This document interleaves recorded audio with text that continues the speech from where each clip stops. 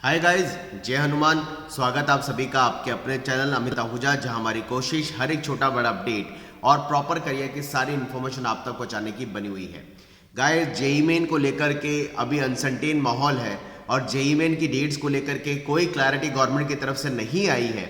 लेकिन जब से जेईई मेन की एग्ज़ाम हो सकता है जनवरी में, चांसेस हैं, या फिर फॉर्म निकलने वाला है, इस तरह के जैसे माउथ वर्ड्स बच्चों के बीच में, पेरेंट्स के बीच में पहुंच रहे हैं, तो बहुत सारे बच्चे इस बीच मेरे पास ऐसे आ चुके हैं या अभी भी आ रहे हैं जो जेईई मेन के फॉर्म अगर अभी कुछ दिनों में निकलते हैं, बाय द वे, तो वो फॉर्म में आगे उनको किन किन डॉक्यूमेंट्स की रिक्वायरमेंट है, और साथ साथ जो बच्चे ईडब्ल्यूएस या ओबीसी कैटेगरी के हैं उनको ये चिंता है कि हमें जब फॉर्म भरना होगा तो डॉक्यूमेंट स्कैन करके अपलोड करना होगा, तो हम डॉक्यूमेंट को पहले से अरेंज करके रखें। और जो बच्चे ऐसे हैं जिनका आधार कार्ड उनके नाम, बच्चे के नाम पर्टिकुलरली बच्चे के नाम, डेट ऑफ बर्थ और उसके जेंडर से रिलेट नहीं हो पा रहा, मैं कुछ इस बारे में आज एक वीडियो आपके बीच लेके आया हूँ। क्योंकि अगर जेईई मेन का एग्जाम जनवरी में होना है सपोज, तो गवर्नमेंट को फॉर्म कुछ दिनों में निकालने होंगे और उस फॉर्म को भरवा करके आगे के पूरे प्रोसेस को कंप्लीट करना होगा, क्योंकि फॉर्म फिलिंग में भी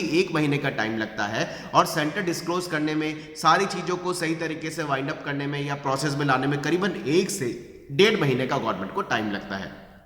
हालांकि ये वीडियो जो है, अगर एग्जाम जनवरी में नहीं होता, बाय द वे, और अगर सारी चीज़ें जनवरी में अभी एग्जाम के हिसाब से या अभी फॉर्म नहीं निकलते, आगे भी निकलते हैं, तो भी ये वीडियो बहुत फ्रूटफुल सारे बच्चों के लिए होने वाला है। तो सबसे पहले मैं बात करता हूं, अगर आपका एग्जाम जनवरी में गवर्नमेंट की प्लानिंग है और फॉर्म अभी थोड़े दिनों में रिलीज होता है, तो इतने सारे बच्चे जो कैटेगरी ओबीसी के हैं, ईडब्ल्यूएस के हैं, वो परेशान हो रहे हैं कि सर हमारे पास जो हमारा सर्टिफिकेट है वो फॉर्मेट हमारे पास उस फॉर्मेट में नहीं है, या फिर हमारा सर्टिफिकेट जो है कि हमें लेटेस्ट बनवाना होगा, या हम सर्टिफिकेट अभी से बनवा के रख लें कि जेईई के फॉर्म में हमें वो अपलोड करना होगा। सबसे पहले तो हम लास्ट ईयर का अगर फॉर्म देखें तो लास्ट ईयर के फॉर्म के अकॉर्डिंग जेईई के फॉर्म में बच्चों का फोटोग्राफ, सिग्नेचर और कैटेगरी सर्टिफिकेट मांगा गया था। ये पहली बार हमने देखा इतने सालों की हिस्ट्री में जेईई मेन की कि जब बच्चों ने फॉर्म को भरा तब बच्चों को अपना, अगर वो किसी कैटेगरी से बिलोंग करते हैं, ओबीसी, ईडब्ल्यूएस, एससी, एसटी, तो उनको सर्टिफिकेट स्कैन करके अपलोड करना था। एससी एसटी का सर्टिफिकेट परमानेंट सर्टिफिकेट होता है, जो एक बार बन चुका होता है वो आगे काम आता है। लेकिन ओबीसी और ईडब्ल्यूएस का सर्टिफिकेट इस साल भी 1 अप्रैल 2023 के बाद का ही काउंसलिंग में काम आने वाला है। यानी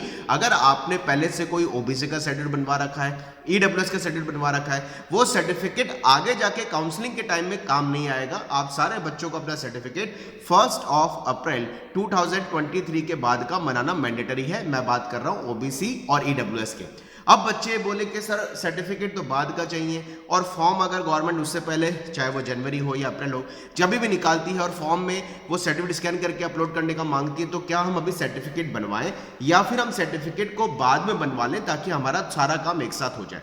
सबसे पहले तो अगर आपके पास फॉर्म फिलिंग के टाइम में अपना ओबीसी या ईडब्ल्यूएस का सर्टिफिकेट नहीं भी होगा, तो फॉर्म में एक सेल्फ डिक्लेरेशन फॉर्मेट होता है, एक सेल्फ अंडरटेकिंग फॉर्मेट गवर्नमेंट देती है, जिसके बिहाफ पे आप सेल्फ अंडरटेकिंग, सेल्फ डिक्लेरेशन देकर के फॉर्म को फिल कर सकते हैं और अपना सर्टिफिकेट आप ओबीसी का, ईडब्ल्यूएस का काउंसलिंग के टाइम में जब आपको कॉलेज अलॉट होगा उस समय आप गवर्नमेंट को स्कैन करके अपलोड करके दे सकते हैं। और यही सीन जो है ये एडवांस के फॉर्म में भी चलता है। वहां भी बच्चों के पास में अगर ओबीसी या ईडब्ल्यूएस का सर्टिफिकेट 1 अप्रैल के बाद का जो गवर्नमेंट आगे मांगेगी आपसे एडवांस के फॉर्म में नहीं होगा, वहां पर भी डिक्लेरेशन देकर करके हम फॉर्म को फिल कर सकते हैं।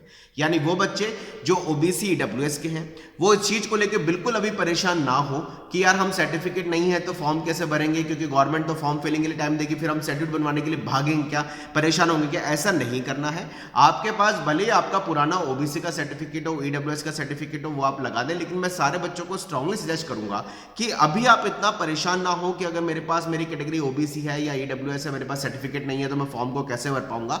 फॉर्म भरने के लिए गवर्नमेंट आपको फॉर्मेट देगी। अगर वो फॉर्म इस बार गवर्नमेंट फॉर्म में ये कैटेगरी का सर्टिफिकेट मांगती है, तो पहले तो ये भी देखना है कैटेगरी सर्टिफिकेट मांगती है या नहीं मांगती है। अगर मांगती है तो वो कहीं ना कहीं बच्चों को डिक्लेरेशन देती है।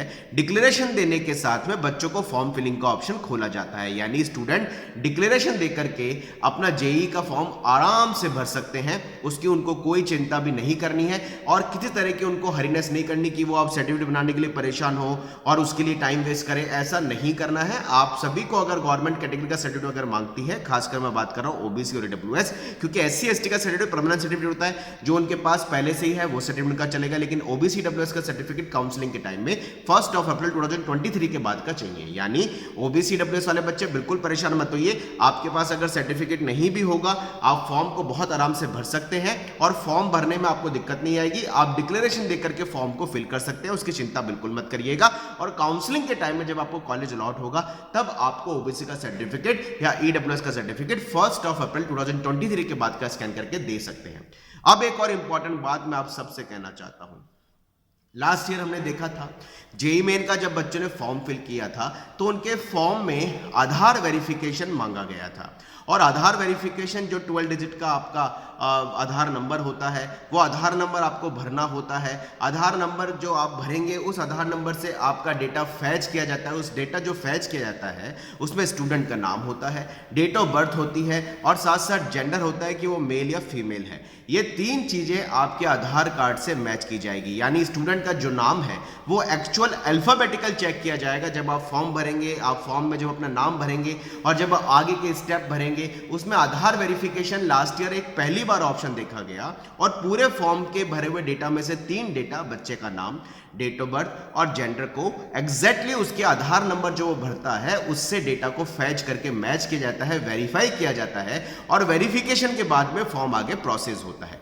यानी मैं सारे स्टूडेंट को इस साल स्ट्रांगली सजेस्ट करूंगा, पहले से ही भले फॉर्म अभी आए या आगे देखते हैं वो क्या होता है, लेकिन मैं सारे बच्चों को स्ट्रांगली सजेस्ट करूंगा कि प्लीज आप सभी अपने आधार कार्ड से आपका नाम मिला लीजिए, डेट ऑफ बर्थ मिला लीजिए, आपका पर्टिकुलरली जेंडर तो खैर वो तो बहुत छोटी बात है, आपका नाम और डेट ऑफ बर्थ आप मिला लीजिए। आपका नाम एग्जैक्टली अल्फाबेटिकल आपके आधार कार्ड से मिलना चाहिए। अगर वो नहीं है तो आधार कार्ड में आप करेक्शन पहले से करा लीजिए।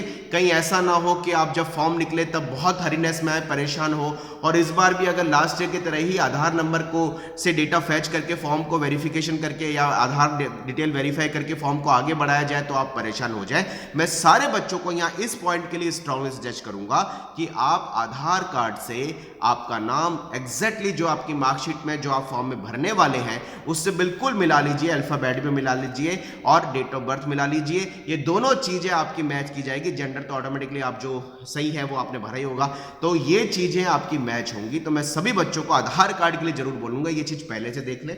अगर कोई भी उसमें चेंजेस है, कोई भी मिसमैच है, चेंजेस नहीं बोलूंगा, मिसमैच है आपकी डिटेल से और आपके आधार डिटेल से, तो आपको उसको अभी करेक्ट करा लीजिए, ताकि आपके पास अभी करेक्ट कराने का, करेक्शन कराने का आधार कार्ड को सफिशिएंट टाइम है और आधार कार्ड 10 से 12 दिन के अंदर करेक्ट होके आ भी जाता है। तो मैं सारे बच्चों को कहना चाहूंगा आधार डिटेल आपकी मार्कशीट से मैच कर लीजिए। आप जो डिटेल फॉर्म में भरने वाले हैं उसको रिलेट करके चेक कर लीजिए और उसी के हिसाब से आप अपने फॉर्म को आगे भर पाएंगे। ताकि जब आप वेरिफिकेशन आधार नंबर का इसलिए मांगा जाता है कि जब आप जेईई का एग्जाम देने जाएंगे तो वहां पर आइडेंटिटी प्रूफ आपको लेके जाना होगा। वो भी आईडी प्रूफ आपका फोटोग्राफ वाला होता है, उसमें फोटोग्राफ आईडी प्रूफ में मेंशन होती है। तो आधार कार्ड अमूमन तौर पर इंडिया के हर बच्चे के पास होता है, इसलिए बच्चा आधार कार्ड से अपने फॉर्म को भरता है और वो आइडेंटिटी प्रूफ जो आधार कार्ड से डिटेल भरेगा वो as it is Aadhaar card as a identity proof examination hall में लेके जाता है, जिसको देख करके उसको एंट्री दी जाती है। तो मैं सारे स्टूडेंट को कहना चाहूंगा आधार डिटेल्स अपनी मैच कर लीजिए। अगर वो थोड़ी मिसमैच है तो उसको करेक्ट कराने के लिए एफर्ट्स लगा लीजिए, क्योंकि अभी आपके पास टाइम है। अभी फॉर्म की कोई डेट्स नहीं आई है, एग्जाम्स की कोई डेट नहीं आई है। ये काम आप पहले करके जरूर रख लें ताकि आप एग्जामिनेशन का जब फॉर्म भरेंगे जेईई मेन का, तब आप हौच पौच नहीं होंगे। और जेईई मेन के फॉर्म में जो हम डिटेल भरते हैं एज इट इज वो डिटेल हमारी एडवांस के फॉर्म में रिफ्लेक्ट होती है। वहां एडवांस के फॉर्म में हमें कुछ नया नहीं भरना पड़ता, केवल हमें सेंटर भरने पड़ते हैं, इसलिए जेईई मेन का फॉर्म सही भरना बहुत ज़्यादा ज़रूरी है। और एक बात और इंपॉर्टेंट कह देता हूँ, आप अपनी डिटेल्स, अपनी मार्कशीट भी अरेंज करके रख लीजिए, ताकि जब आप फॉर्म भरें उसको ढंग से देख पाएं, उसके हिसाब से रिलेट करके अपने फॉर्म को सही तरीके से भर पाएं। इन चीज़ों का आपको बहुत ज़्यादा ध्यान रखना चाहिए, ये चीज़ें आप करके रख लें। मैं एक बात और लास्ट में जाते थे कहूँगा कि आप प्लीज़ ये जरूर चेक कर लें कि आपकी कैटेगरी अगर ओबीसी है तो वो नॉन क्रीमी में आती है या नहीं आती सेंट्रल लिस्ट के हिसाब से, ये देखना बहुत जरूरी है, क्योंकि ओबीसी कैटेगरी सेंट्रल लिस्ट में नॉन क्रीमी में आएगी तभी आपको ओबीसी एनसीएल का सर्टिफिकेशन के हिसाब से आपको रिजर्वेशन का फायदा मिलेगा। अगर आपकी ओबीसी कैटेगरी सेंट्रल लिस्ट में नहीं आती, स्टेट में आती है, तो आपको ओबीसी का फायदा नहीं मिलेगा, आपको जनरल में गवर्नमेंट काउंट करेगी। और साथ साथ ईडब्ल्यूएस वाले बच्चे भी जरूर चेक कर लें कि उनके पेरेंट्स की इनकम 1 लाख से कम है और उनके पास 1000 स्क्वायर फीट का रेजिडेंशियल प्लॉट या मकान नहीं है। जो भी उन्होंने 2 कंडीशन ईडब्ल्यूएस के सेंट्रल गवर्नमेंट के फॉर्मेट में दे रखी है, वो जोसा की वेबसाइट पे भी अवेलेबल है, उसको एक बार वहां से आप चेक कर लीजिए, ताकि आप ये समझ पाए कि आपकी कैटेगरी ओबीसी नॉन क्रीमी में और ईडब्ल्यूएस जनरल ईडब्ल्यूएस में आपकी आती है नहीं आती है। और उसके हिसाब से क्लियर होने के बाद ही आप प्लीज जेईई के फॉर्म को भरिएगा, क्योंकि जेईई मेन के फॉर्म में एक बार कैटेगरी भरने के बाद में उसमें करेक्शन नहीं हो सकता। मैंने पिछले साल ये देखा, बहुत बच्चे परेशान हुए, उन्होंने कैटेगरी सर्टिफिकेट नहीं होने के कारण पहले जनरल भर दिया या फिर पहले ओबीसी डब्ल्यूएस भर दिया और बाद में इतने परेशान हुए क्योंकि उनके पास सर्टिफिकेट नहीं बन पाए, क्योंकि बाद में वो कैटेगरी को चेंज नहीं कर पाए और फिर उनकी सीट कैंसिल हुई, उनको अगले राउंड में ओपन से सीट का अलॉटमेंट हुआ। तो ऐसा पहले ही बच्चे डिसाइड कर लें कि उनकी कैटेगरी ओबीसी में आती है non creamy central government list के हिसाब से, ईडब्ल्यूएस में आती है, तभी वो कैटेगरी के हिसाब से कंफर्म करके अपनी कैटेगरी भरें और उसको बहुत आराम से समझ के भरें, क्योंकि एक बार भरने के बाद में उसमें लास्ट से करेक्शन का मौका कैटेगरी में नहीं दिया गया था, मैं आपको पहले बता देता हूं। चलिए गाइस, मिलते रहेंगे करियर अपडेट के साथ। कमेंट बॉक्स में लिखते रहें अपनी क्वेरीज। चैनल पर नए हैं तो जरूर सब्सक्राइब कर लें, क्योंकि यहां पर आपको इतनी सारी लेटेस्ट इंफॉर्मेशन और एग्जैक्टली ऑथेंटिक इंफॉर्मेशन और प्रिसाइज इंफॉर्मेशन करियर गाइडेंस के हिसाब से लगातार मिलती रहेगी। आने वाले टाइम में बहुत सारे वीडियो आपकी काउंसलिंग के हिसाब से आने वाले हैं, कॉलेज अपडेट्स के हिसाब से आने वाले हैं, एग्जाम अलर्ट्स के हिसाब से आपके पास आने वाले हैं, colleges placements, colleges cut offs के बारे में आपके पास आने वाले हैं और टारगेट्स के हिसाब से कैसी आपको प्लानिंग मार्क्स के हिसाब से करनी है, इस बेसिस पे भी आने वाले हैं। Wish you all the best. जय Hanuman, bye bye, thank you very much.